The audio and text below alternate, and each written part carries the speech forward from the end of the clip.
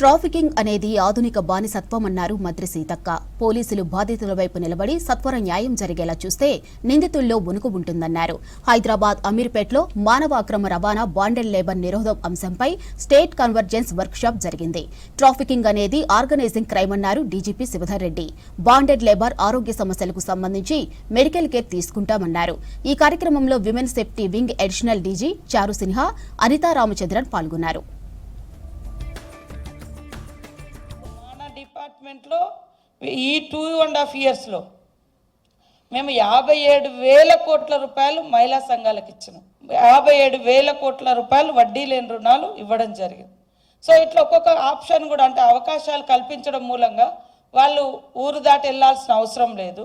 Same టైంలో అసలు ఇష్టం లేని కాడికి వెళ్ళిపోయి ఒక బానిసల్లాగా మరి ఒక సందర్భంలో ఒక బానిసత్వం అనేది ఇది ఒక ఆధునిక దోపిడి. ఈ ఆధునిక వ్యవస్థ ఎంత డెవలప్ అయినా కూడా పనికి తగ్గ వేతనం లేకపోవడము, శ్రమకు తగ్గ గుర్తింపు లేకపోవడము, వాళ్ళ కష్టానికి తగ్గ ఫలితం రాకుండా మోసం చేసి తప్పుడు దారులలో వాళ్ళని అక్రమంగా రవాణా చేసి తద్వారా వాళ్ళ శ్రమను ఎక్స్ప్లాయిట్ చేసి మరి సౌదాలు కట్టుకుంటా ఉన్నారు. వాళ్ళు కట్టుకున్నోడు కూడా అక్కడికే పోతాడు, కానీ వీళ్ళని ఇంత హింసించాల్సిన అవసరం లేదు. కానీ ఈరోజు సమాజంలో హ్యూమన్ బీయింగ్ అనేది ల్యాప్స్ అంత లేకుండా పోతుంది. అంటే మనుషులతో రవాణా. ఈ మధ్య కాలంలో వేరే దేశంలో అమ్మాయిలను తీసుకెళ్ళి చిన్నపిల్లలను పెద్ద పెద్ద వాళ్ళు ఏ రకంగా సెక్సువల్గా హరాస్ చేస్తున్నారు, వాళ్ళ బ్లడ్ తీసుకుంటున్నారు, వాళ్ళ మాంసాలు తింటున్నారని వింటే అసలు ఎంత కోపం వస్తుంది. ఇంత దారుణమైనటువంటి సమాజంలో మనం ఉన్నామా అని ఆవేశం వస్తుంది. కాబట్టి ఈరోజు మానవ అక్రమ రవాణా అనేది మనసును కదిలించేటువంటి అంశమే కాదు, మన వ్యవస్థ యొక్క సామర్థ్యాన్ని పరీక్షించే ఒక తీవ్రమైనటువంటి సామాజిక సమస్య. దీని మీద మనం స్పందించకపోతే తోటి మానవులు లేదా పిల్లలు దానికి బలైపోతున్నారు. ఎక్కడికక్కడ ఇలాంటి కట్టడి చేయాల్సినటువంటి అవసరం ఉంది.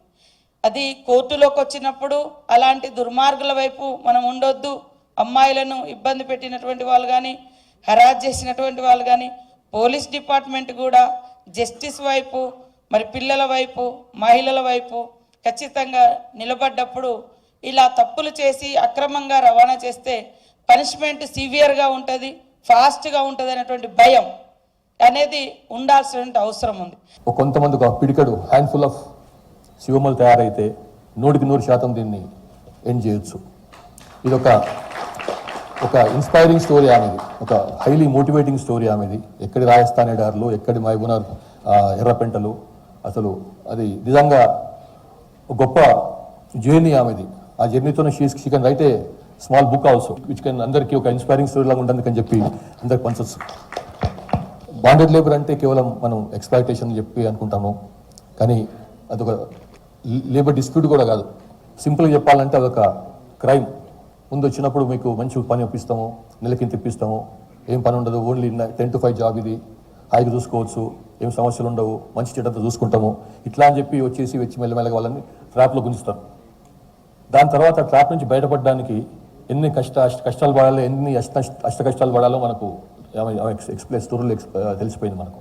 లక్కీగా ఎవరో ఒక ఆయన తెలిసిన ఆయన్నో, ప్రాంతం ఆయన్నో, తెలుగు వచ్చిన ఆయన్నో వచ్చిండు కాబట్టి వాళ్ళు దాని నుంచి ఆ ట్రాప్ నుంచి మెల్లమెల్లగా బయటపడి కలిగినారు. కానీ లేకపోతే అంత సులభం కాదు. అట్లా ఎంతమంది దశాబ్దాలుగా ఏండ్ల తరబడి అట్లా ఆ ట్రాప్లో ఇరుక్కుపోయినారో బయటకు రాలేకుండా, అది only God can tell us.